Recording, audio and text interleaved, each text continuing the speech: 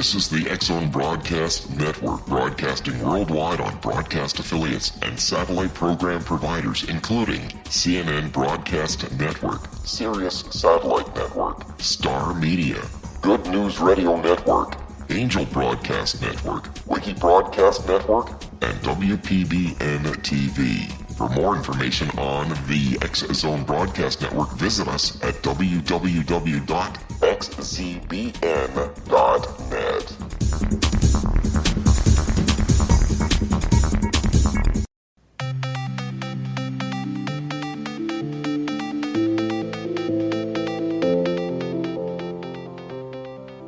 Welcome everyone to Too Good to Be True, and thank you to all the listeners. Are you ready for a really interesting show about some unexplained events? Before we start getting into details, let's just briefly talk about psychic insight and how we apply it. We choose a subject and research it. Based on that research, we determine what we think needs to be explained by creating a series of questions. Then Justina provides psychic insight to answer those questions.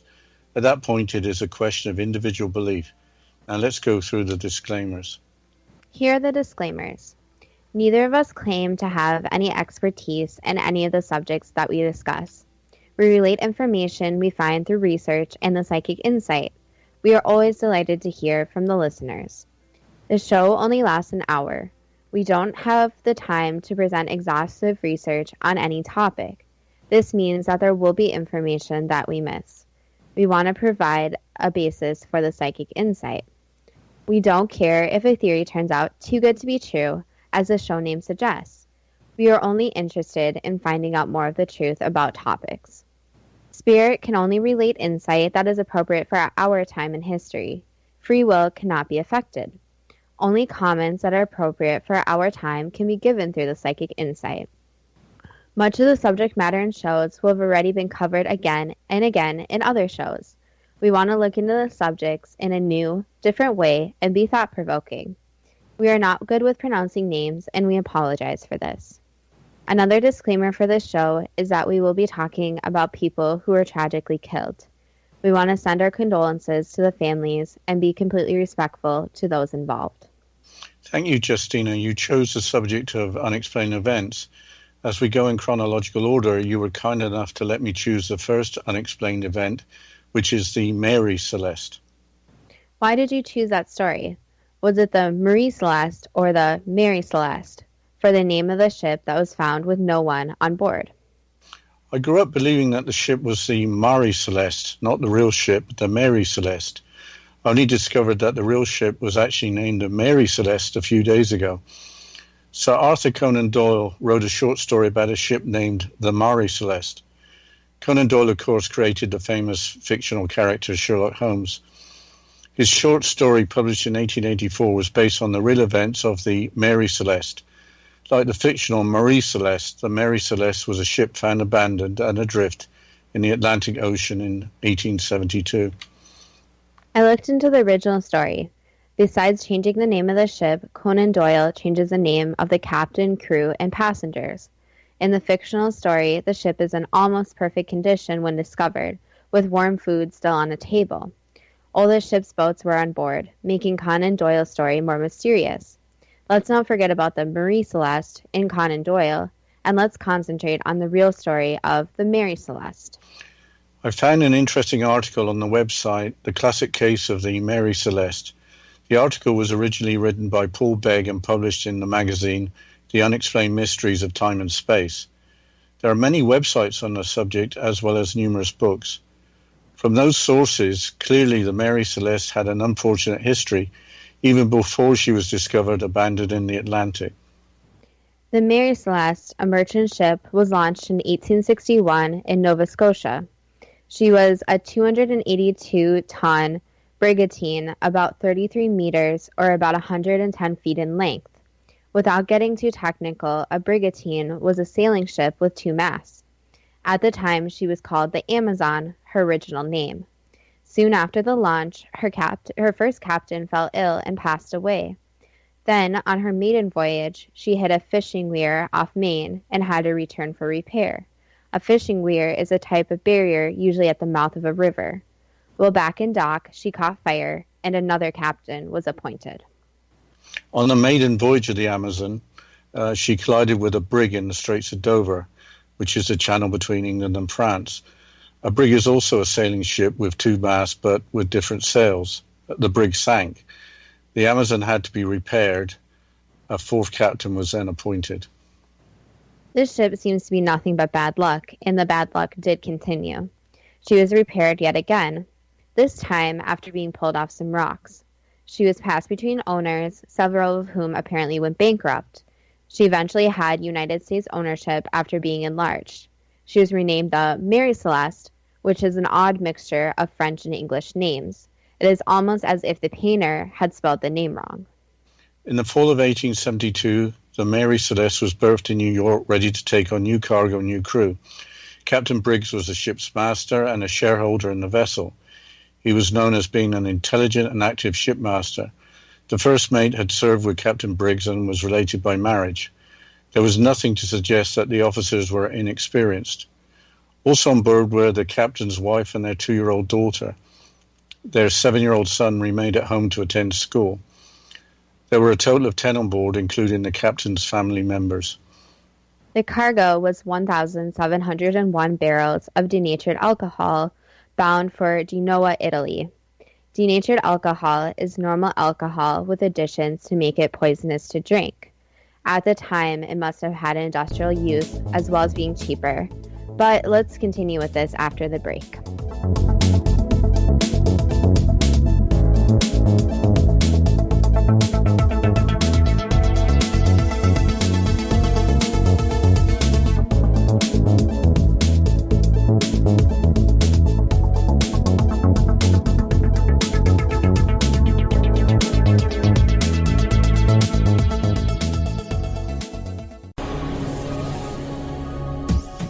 This is the X-Zone Broadcast Network, broadcasting worldwide on broadcast affiliates and satellite program providers, including CNN Broadcast Network, Sirius Satellite Network, Star Media, Good News Radio Network, Angel Broadcast Network, Wiki Broadcast Network, and WPBN TV. For more information on the X-Zone Broadcast Network, visit us at www.xzbn.net.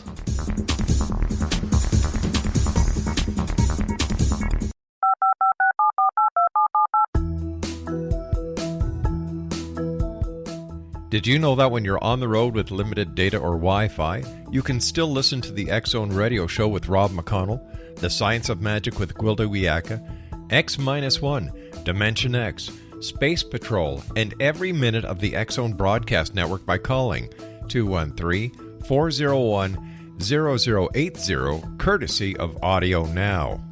No smartphone, app, or internet needed. It saves your data plan, and it's free if you have unlimited minutes. Call 213-401-0080 to listen on any phone, anytime, anywhere. Remember 213-401-0080 for the best of the paranormal, parapsychology, and sci-fi radio programming anywhere, 24/7, 365.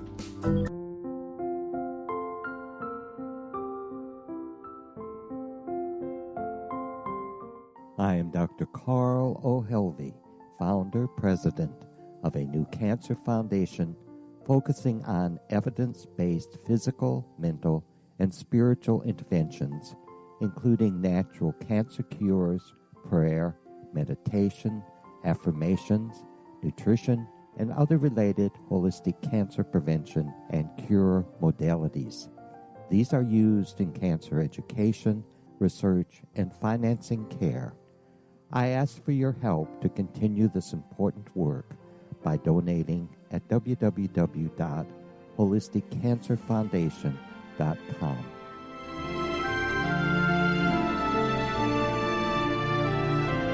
Hello, I'm Pete Marsh. With my daughter Justina, we will be presenting the new radio show, Too Good to Be True. If something seems too good to be true, it usually is. But with the help of Justina's amazing gifts, we're going to gain insight into questions that don't yet have complete answers.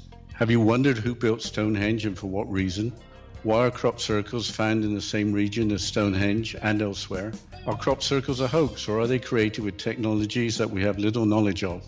Who built the pyramids in Egypt and also in other countries? How and why were they built? Was the Titanic switched with the Britannic as part of a gigantic insurance fraud, or for more insidious reasons? What caused the Tunguska event when trees were flattened over an 800 square mile area in Siberia? Will the new insights be too good to be true? Well, that will depend on what you are prepared to believe. Please join us as we start on this journey together. For more information on Too Good to Be True, visit www.xzbn.net. Little children aren't the only ones afraid of the dark. Millions of soldiers return from war zones with PTSD, anger, frustration, fear, and loneliness, much of which surfaces during the darkness of the night. You have the chance to change the lives of these American heroes. Songs and Stories for Soldiers.us provides free MP3 players for these men and women. With a list of 3 million songs in 16 different styles, 100,000 audiobooks, and 30,000 old-time radio programs, every veteran can find something to soothe and comfort them at no cost. All our players contain an 8-hour audio program designed to help veterans fall asleep. With 1,500 plus vets now participating, it's our goal to deliver 10,000 audio players this year. Go to our website at songsandstoriesforsoldiers.us. Help us help a veteran make it through the night.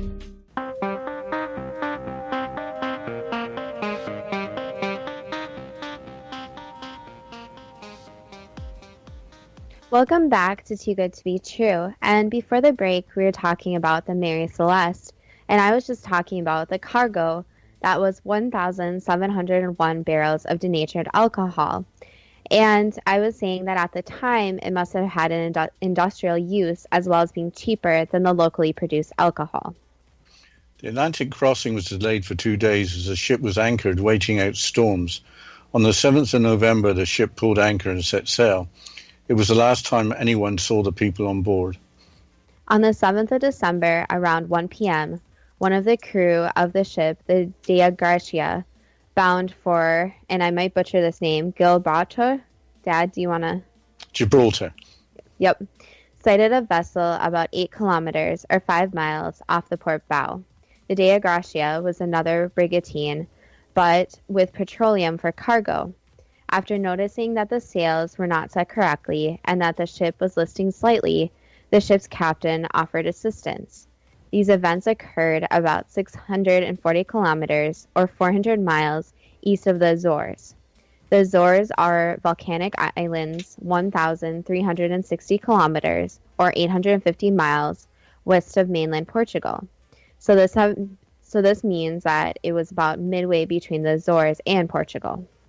At 3 p.m., having come within about 370 meters or 400 yards of the mystery ship, the Dea Gracia sent crewmen to investigate, having received no response to their hailing. The Mary Celeste was deserted. There was plenty of fresh water and there were 6 months' store of food. The ship was apparently in a far better condition than most vessels at the time crossing the Atlantic. There was evidence that she had recently weathered a storm and the ship had taken on seawater.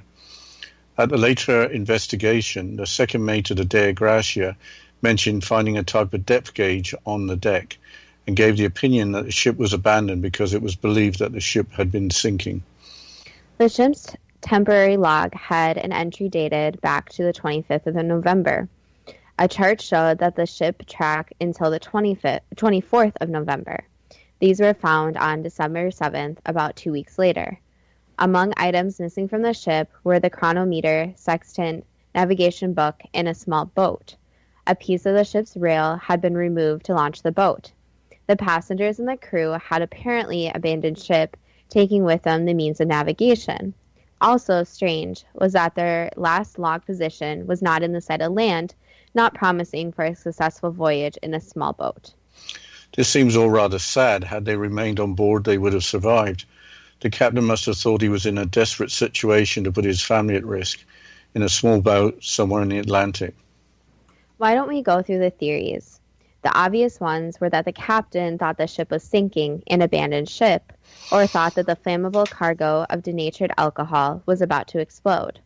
The website Skeptoid includes an account of a 2006 experiment at University College London.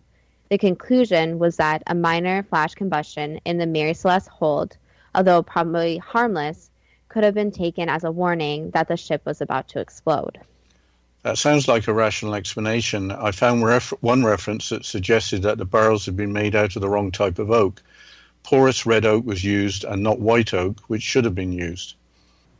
That was probably not the first time denatured alcohol had been shipped in bulk, even allowing for more porous barrels. There must be some theories about finding no trace of the 10 unfortunate people, as they obviously had abandoned ship. Why was nothing ever found, although they didn't have the technology we do have today? Why don't you summarize the other theories?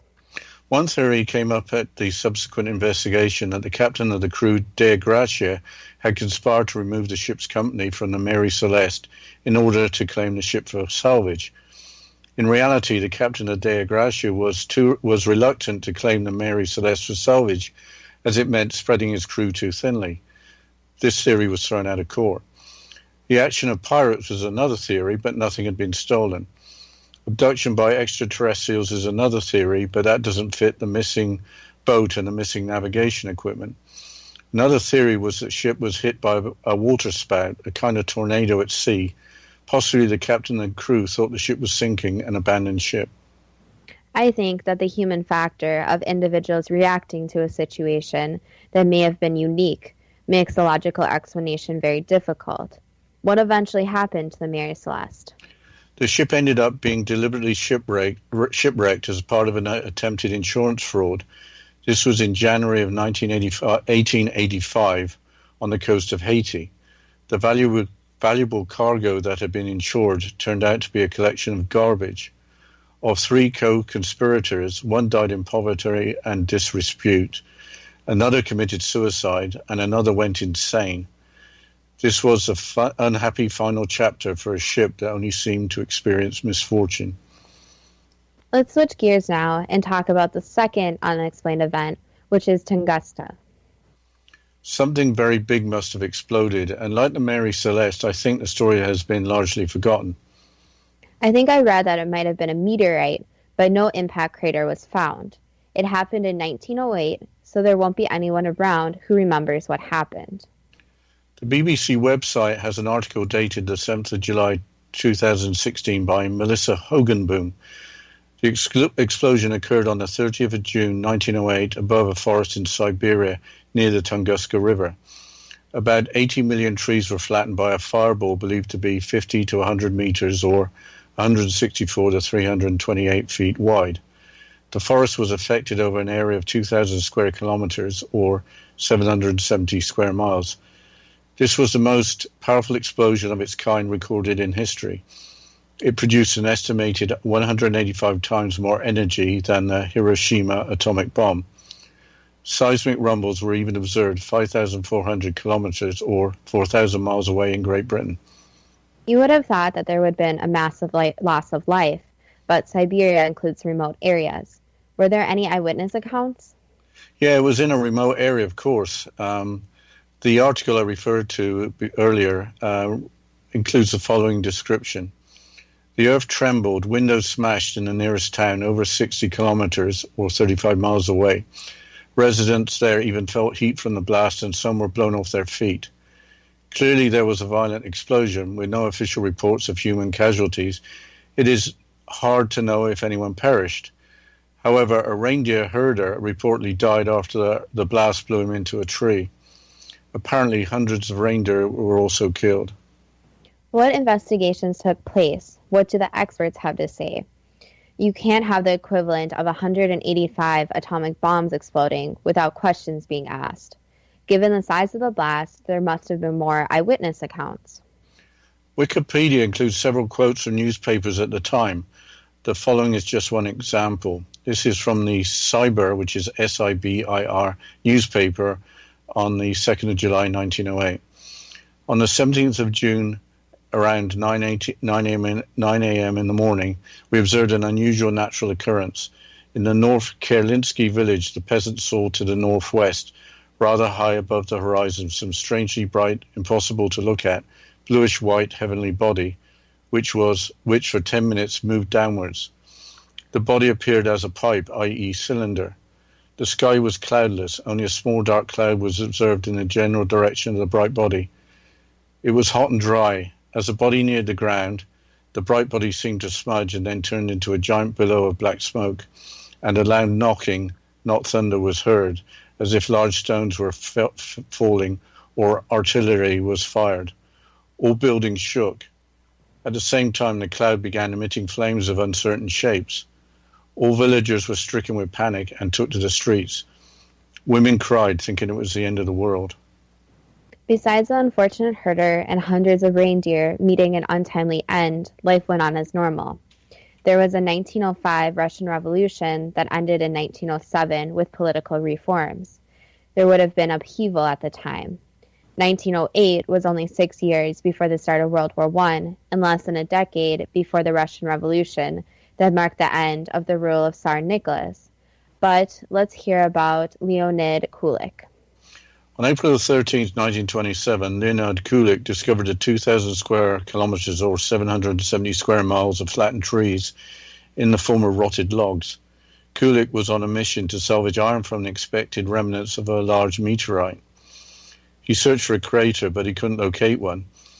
He did find circular pits that were assumed to be caused by impact fragments. Kulik theorized that an extraterrestrial solid exploded in the atmosphere. This caused the observed explosion and devastation. The swampy ground was too soft to preserve the typical morphology of an impact crater. The extraterrestrial solid fragments were assumed to be buried in the swampy ground. A meteorite is a lump of rock, so what would have caused it to explode above the ground? Did Kulik try to find eyewitnesses for what had happened decades before? Were there any later investigations or conclusions? I couldn't find much more information, but in 1934, Soviet scientists proposed a variation of Kulik's hypothesis. They suggested it was a comet rather than a meteorite that had caused the devastation. As comets are mainly made of ice, perhaps heating from the interaction from the Earth's atmosphere vaporized the ice, hence few traces would be left behind. That sounds a little far-fetched. A giant water bomb that turns to steam. Wouldn't astronomers have tracked a comet and reported it?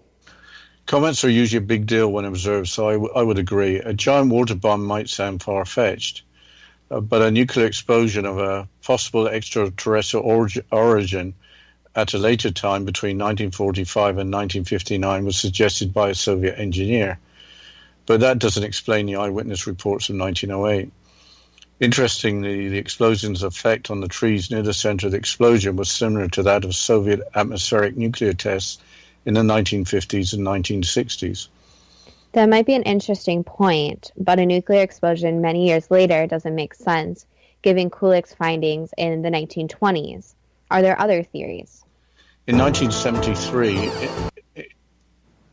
in the journal Nature, American physicists proposed that a small black hole collided with Earth, causing some sort of antimatter explosion. That seems to be very out there, but the journal Nature is well respected in the scientific world. Several scientists working together proposed the Verne shots model named after the author Jules Verne. Verne shots are supercritical magma gas mixtures that violently erupt from underground. Magma is the molten material under the Earth's surface. I will quote from the Forbes website.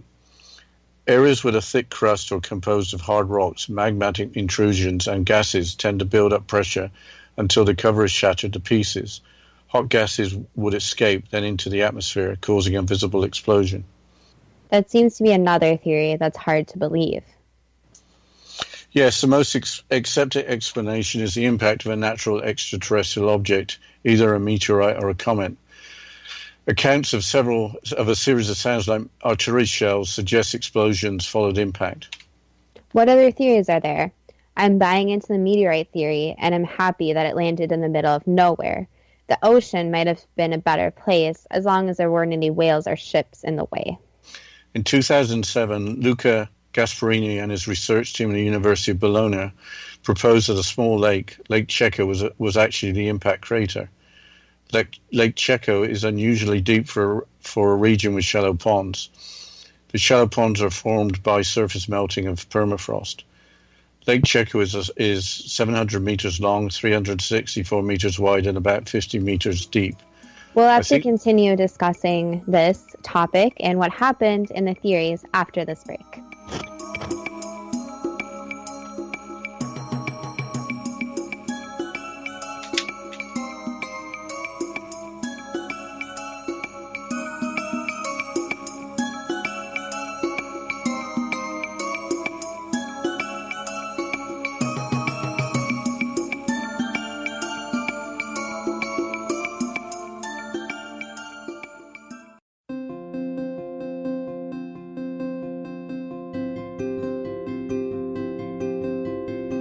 Dreams are our personal gateways into infinite wisdom. Don't miss shamanic counselor and indigenously trained dream decoder Sandra Corcoran's inspiring book, Shamanic Awakening Between the Dark and the Daylight. This remarkable work chronicles Sandra's 35 years of experience with diverse wisdom keepers and her initiations throughout the Americas and across the British Isles, Turkey, Greece, and Egypt. Sandy's knowledge of symbology, psychology, and myth influence her dream blog and workshops. Sandy offers private tarot readings, international journeys, a meditative CD, as well as her book, Shamanic Awakening, to encourage you as you navigate this earth walk, creating a deeper connection to yourself and all that is. Find this and more at Sandy's website, starwalkervisions.com.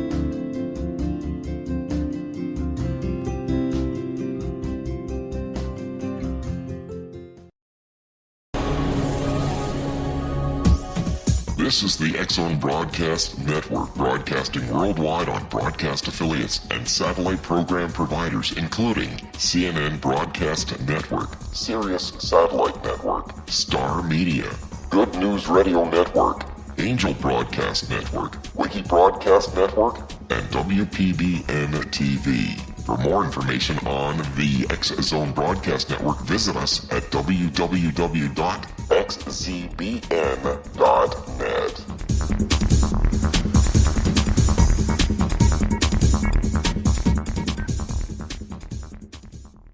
How would you like to be able to read other people's minds? Well, the next best thing is here. When you know how to read a person's name, you know how the person thinks, feels, and behaves. Each letter in our name holds a key to unlock our true essence. Our name contains both our gifts and challenges in this lifetime. Mnemology science discovers personality secrets hidden in the placement of the letters of our names, including the first and last impression people remember about us. Sharon shows us how to interpret the arrangement of letters as outlined in her book, Know the Name, Know the Person. Sharon Lynn Wyeth created mnemology science after 18 years of research and testing her theories, and has supported thousands of people around the world in understanding themselves and others better. You'll enjoy Sharon's unique teachings as she shares her system to learn the gifts behind your given birth name. Even if you don't like your birth name, there are jewels in this book. If you're thinking of changing your name, ready to name your child, or wanting to get along better with others, this is the book for you. If you'd like to improve your relationships and change your life for the better, get the book today, Know the Name, Know the Person, or visit www.knowthename.com. That's www.knowthename.com.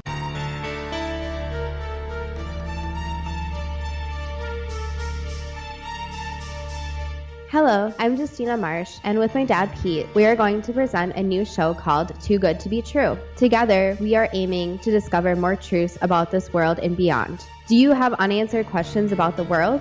Do you ever wonder about aliens, conspiracy theories, or the universe? There are many shows discussing subjects such as pyramids or UFOs, but we want to relay this information based on our own research, including from spiritual means. Hopefully, listeners will be helped with their own beliefs and will appreciate the psychic insights that add to the previous research and information. We both look forward to sharing this insight and beginning this journey with our listeners. Visit xzbn.net for more information about when to listen.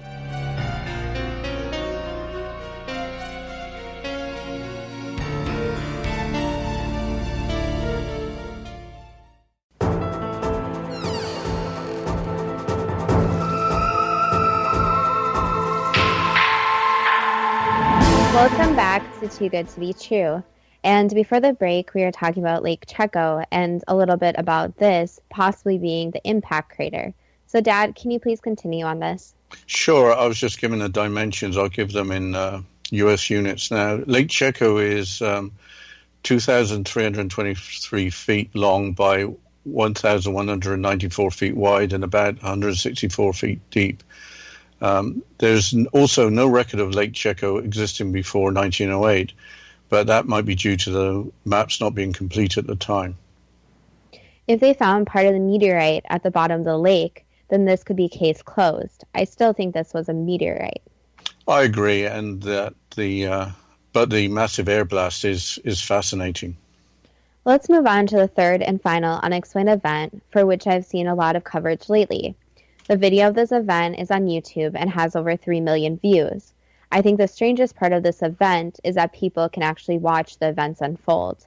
This event is Elisa Lam being found dead in a water tank at the Cecil Hotel in downtown Los Angeles, California. Yeah, I've seen the footage on YouTube, but why don't you explain what happened in the footage and Elisa Lam's background? I will start with some background on Elisa Lam. Elisa Lam, also known by her traditional name of Lam Hoi Yi, she was a Canadian student at the University of British Columbia in Vancouver. She visited California when she planned a West Coast trip, according to her Tumblr page. When arriving at the Cecil Hotel, she originally was supposed to share a room with roommates on the 5th floor. However, she started acting strangely and was moved into her own room after 2 days. What other information is there on the Cecil Hotel? I remember hearing about it in other stories. The Cecil Hotel does not have the best past. Elizabeth Short, in 1947, who was the victim of the Black Dahlia murder, was said to have stopped there before her death. Another woman, Golden Osgood, in 1964, was murdered in her room at the Cecil Hotel. Both crimes have never been solved. Also, 2 serial killers in 1991 and 1985 both lived at the Cecil during their killing sprees. The hotel also has been known for other deaths, such as suicides and deaths even in front of the hotel. At least 15 deaths inside the hotel have been documented, with others possibly occurring that were not properly reported. That's a lot of deaths for just one hotel. It seems that after Elisa Lam's death, the hotel got more attention and was researched a lot more than the previous accounts of unfortunate deaths. Yes, it seems that the viral nature of Elisa Lam's death caused a lot of investigation into the hotel. At this time, I just want to say that we have the utmost respect for Elisa Lam and her family. But let's continue with her story at the Cecil Hotel. Elisa Lam kept in constant contact with her parents. On January 31st, 2013, she was supposed to check out of the Cecil Hotel and then continue her journey to Santa Cruz. However, her parents did not hear from her and contacted the Los Angeles police. Her parents also ended up flying to Los Angeles to help search for her. It was reported that hotel staff said they saw her alone on the last day she was seen. A bookstore manager also reported that she saw her and that she was getting gifts for her family. The police continued their search with dogs and searched the room Lam last used. However, they could not search everywhere with the dogs because they did not have the proper search warrant. What happened next after this? Was there any more signs of Elisa Lam? The police didn't find any evidence, and a week later, they posted flyers of her and shared her missing person status with the media. On February 14th, 2 weeks later since she went missing, a video from the elevator in the hotel was released to the public.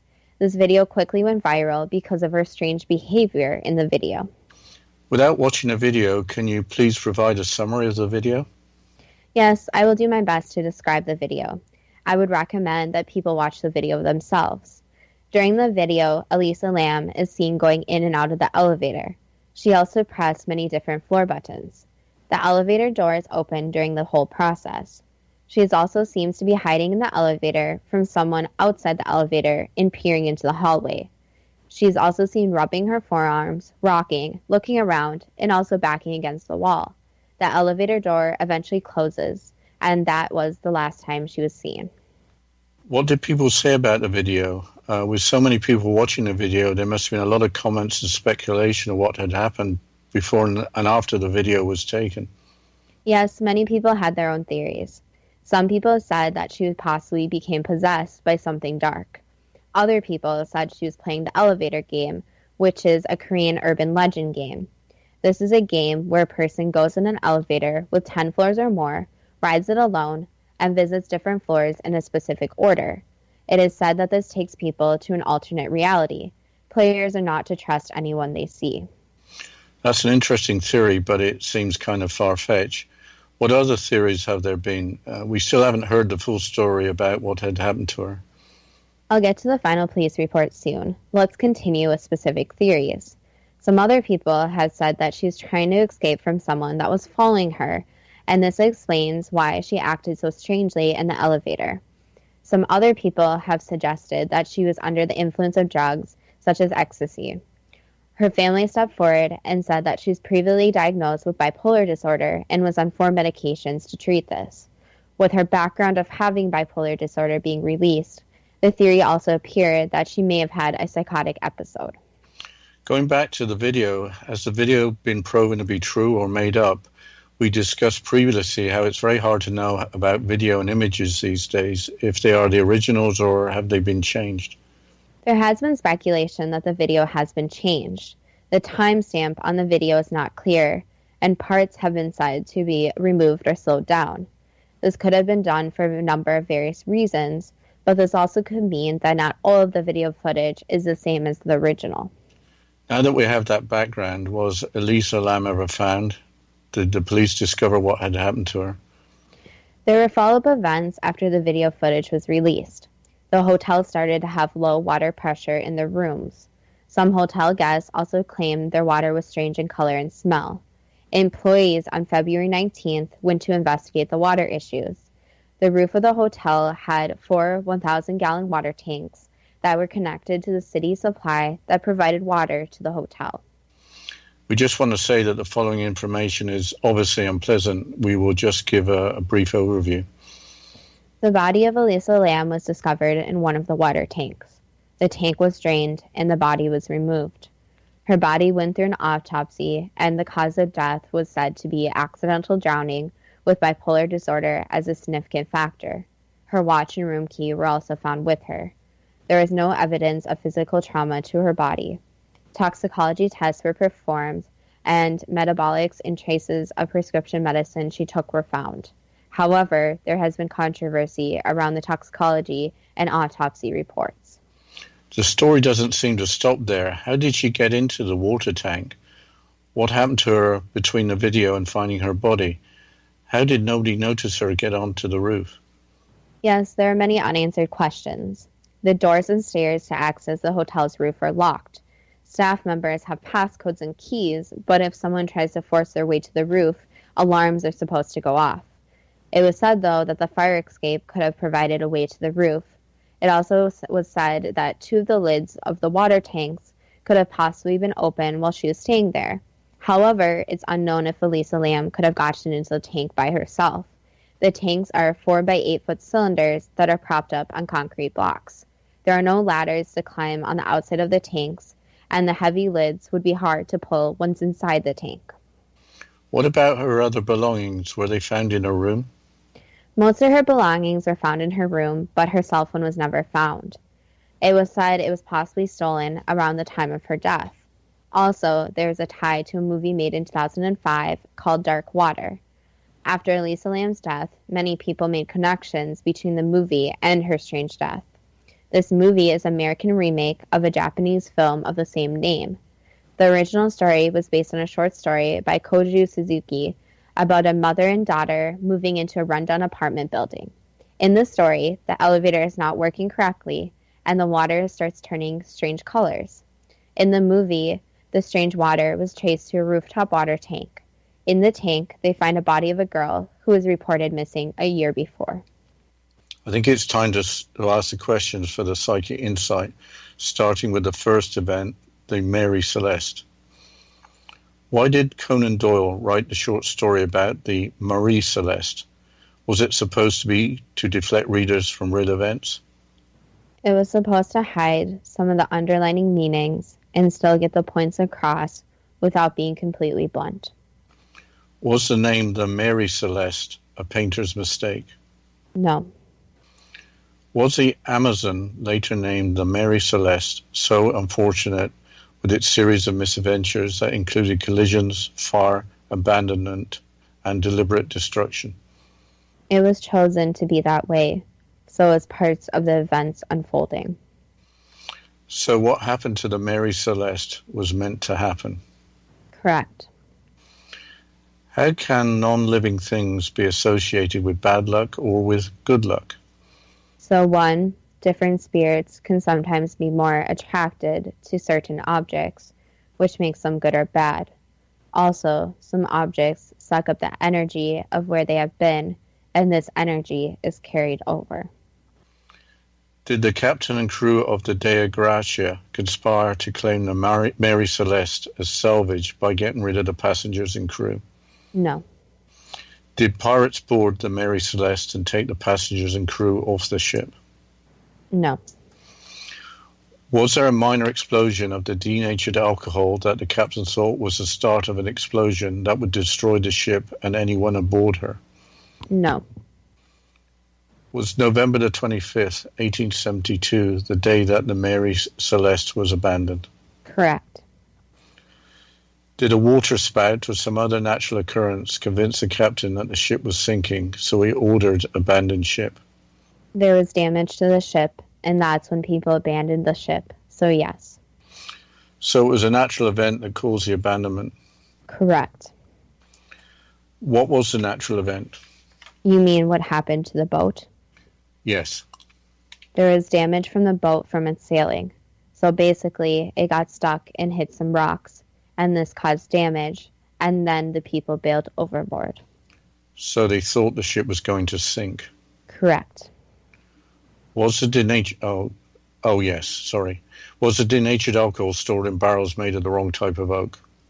On a side note, yes, it was, but did not affect the ship. What happened to the passengers and crew after they left the ship?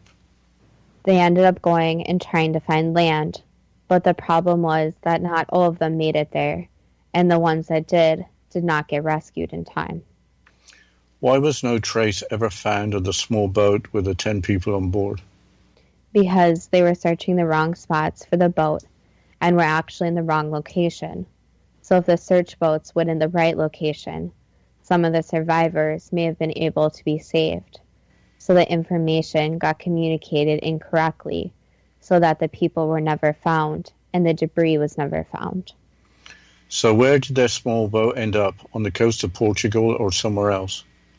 So it did eventually sink. So part of it was in the water and some floated to shore. I think we're coming up to a break. We'll continue the questions after the short intermission.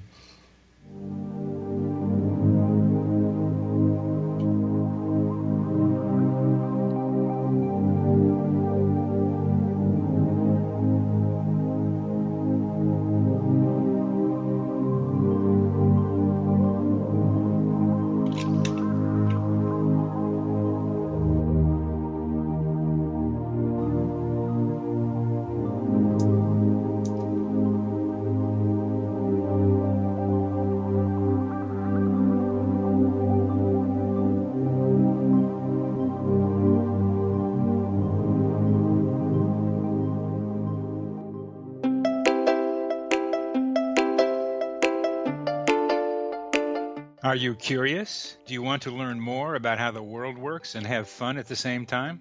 Study coincidences with me, Dr. Bernie Beitman, MD, on my Connecting with Coincidence radio show here on the XZBN network.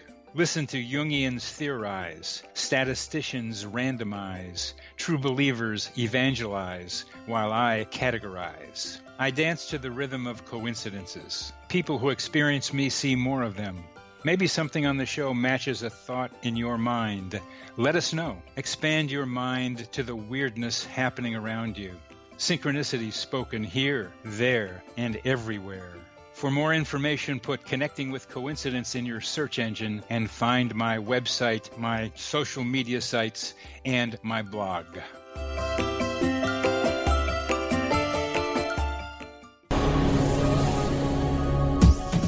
This is the X-Zone Broadcast Network, broadcasting worldwide on broadcast affiliates and satellite program providers, including CNN Broadcast Network, Sirius Satellite Network, Star Media, Good News Radio Network, Angel Broadcast Network, Wiki Broadcast Network, and WPBN TV. For more information on the X-Zone Broadcast Network, visit us at www.xzbn.net.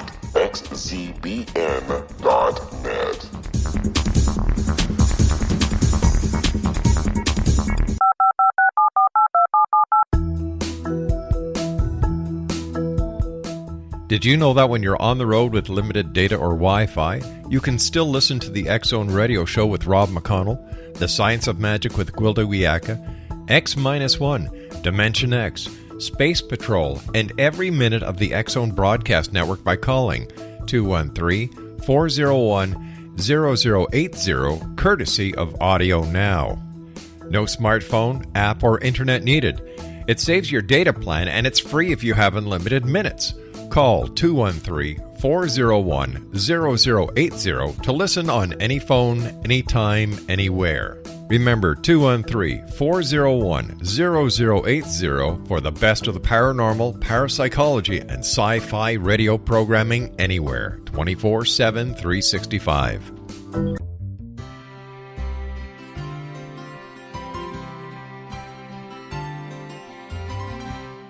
True healing must address 4 levels: physical, emotional, mental, and spiritual, for us to live joyful and productive lives.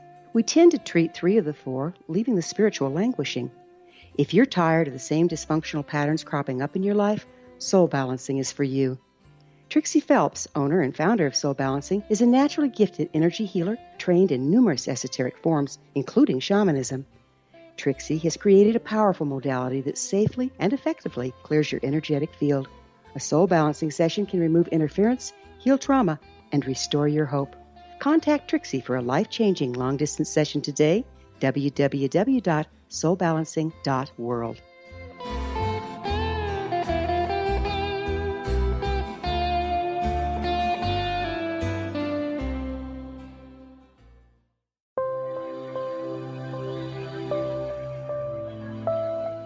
There's a legend shared by many indigenous cultures of a time when the nations were cast to the 4 corners of the world.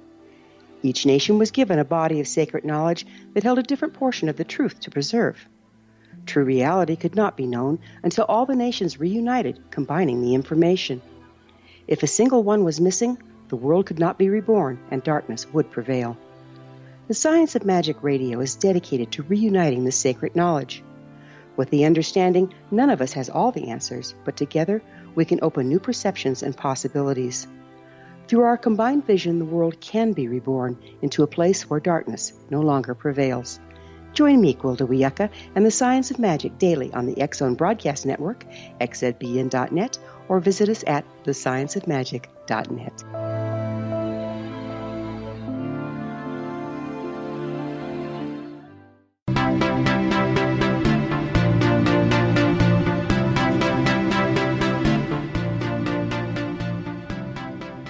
Welcome back to Too Good to Be True. And before the break, we were asking the questions and providing psychic insight about the questions.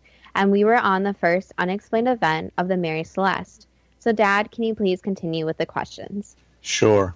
Why did the 3 of those involved in the insurance fraud that caused the wrecking of the Mary Celeste meet with such miserable ends? Basically, because 1, it was written into their life charts, and 2, karma was at play. Why didn't the investigation record that the ship had damage that might have occurred by hitting rocks? Because the damage was not very obvious and could have been caused by a number of different things. So at that time, investigators did not correctly identify. And also, it was hard for them since it was such a long time ago. There was not the technology and expertise like there is today. Was it in the life charts of the captain, his family, and the crew to have that ending? Yes. I'm now going to move on to the Tunguska event. Given it would have been difficult to estimate the magnitude of the event at the time, how large was the explosion at Tunguska? It was a very large explosion, so it went on for quite a distance. Were there any other human casualties beside the unfortunate herder? Yes, How many casualties? there were 2 others. Were a lot of animals killed? Yes. What were the after effects of the explosion on humans and animals as well as the forest? When there is some type of explosion or energy wave, that energy lingers. So a lot of the animals scattered once the explosion was actually done. So a lot of the animals left the forest, but also obviously the area was damaged and took a while to actually get back to normal. Was it true that the remoteness of the location along with the political upheaval at the time prevented any real investigation? Yes, and it was not on the top of the priority list since people had higher priorities to investigate. Starting at possibly the least plausible explanation first, was the explosion caused by a nuclear device? No. Did a small black hole collide with the Earth to cause the explosion? No. Was the cause of the explosion a comet? So yes, the explosion was caused by something colliding into the Earth. So it was material from space, but it was larger in size. So you could call it a meteorite that was actually on fire after it passed through the atmosphere. And when it collided with the Earth, that's when the large explosion happened. Was Lake Checo created as a meteorite crater? Yes. Is there material from the meteorite at the bottom of Lake Checo? Yes. Why was the explosion extended, according to the newspaper articles, sounding like a series of artillery shells? Because there was the initial shock of the meteorite actually hitting, and then there's the after effect of the ground actually breaking. So there's the initial hit and then the breakage. So it almost rebounded from the Earth's surface? Correct. Is another event similar to Tunguska likely to occur sometime in the future? Yes. There was the Chelyabinsk meteorite from 2013, which was not as big as the Tunguska event. Was that event a similar event? Yes. Now we're going to move on and talk about Lisa Lam in the elevator. And the first question is, was the video footage on YouTube altered? Yes. Were parts of it cut out, and what was changed about it? There are parts of it that were cut out with another person in the elevator that were cut out to protect their identity. Part of it were cut so the video seemed shorter than it actually was. Did the Cecil Hotel's past affect its future? So the problem is with the hotel is that so many things have occurred there that are very negative. So yes, this negative energy is lingering, but you cannot say this will be a cause for future events since negative energy is there. But of course, we cannot say that the negative energy would cause someone to harm themselves.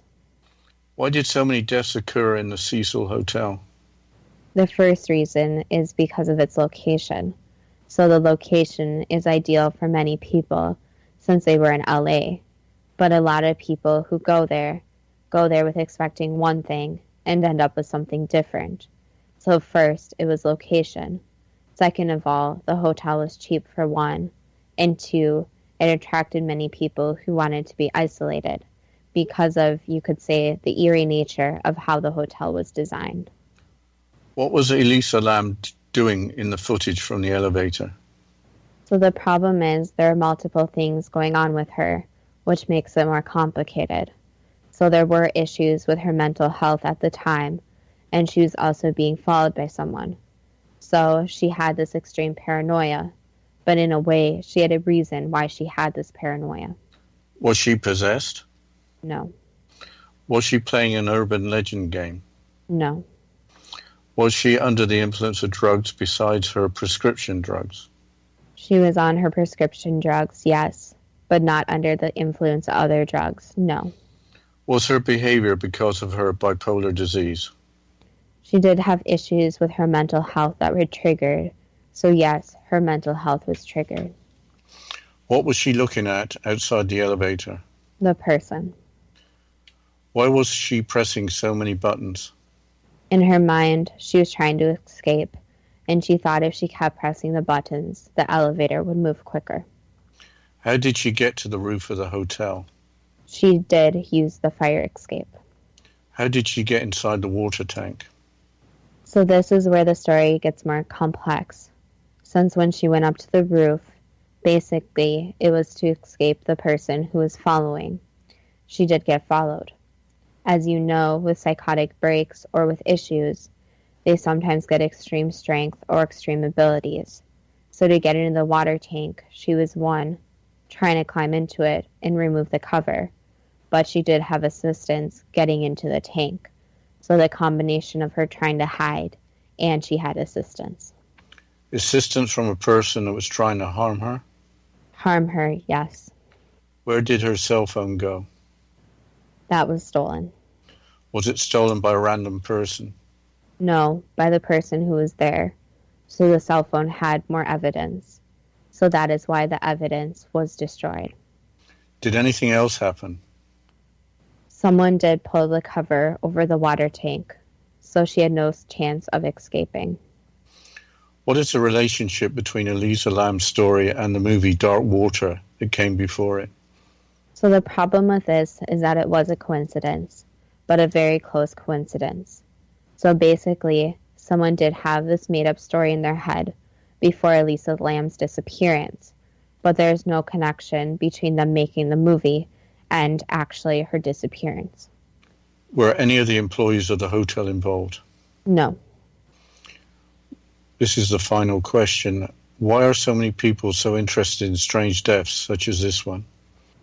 So the thing is that when deaths occur, people are so interested in the strange ones, since people like to fill in the gaps. So they like to come up with different theories for the death. And that's the hard part, is some people are very disrespectful about what happened to her and others. So the problem is that people are very curious about the different possibilities, just like how people are curious about horror movies and things like that. Okay, I'll have to ask the question. Were the explanations for the Mary Celeste and the Tunguska event too good to be true? That depends on what you are prepared to believe. These explanations are in no way paranormal. It is fortunate, though, that the meteorite did not land on a town or city. Yeah, I also want to say that Elisa Lam's story is disturbing, but we thought we would want to continue with it because her story deserves to be told. We also want to say again that our condolences are with the families associated with the Mary Celeste, the Tunguska event, and those who lost their lives at the Cecil Hotel. Why don't you talk a little about our new Facebook site, Justina?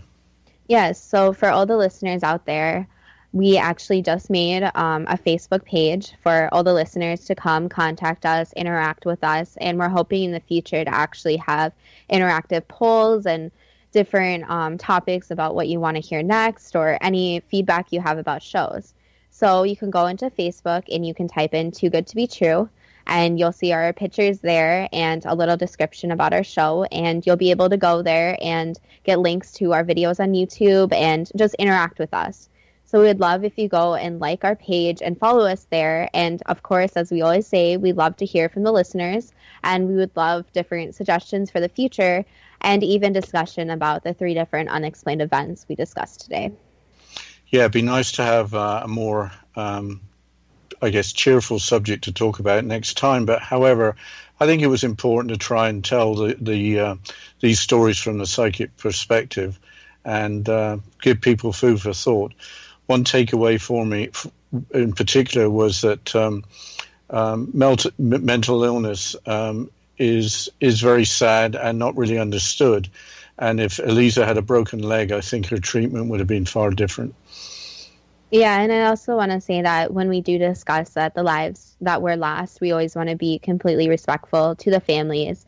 And with the different stories, when we do the research, we make sure that we find the research that actually has been proven. I mean, we do talk about the theories, but there's a lot of different stories about people that go around and a lot of disrespect. So we always want to make sure we have the utmost respect for the family and anyone involved. And I think also a point we want to make too is that We want this to be interactive. So anyone who wants to come and speak to us, please come to our Facebook page, like it, and follow us. And of course, thank you to all the listeners. Yes, thank you all for listening. I really appreciate it.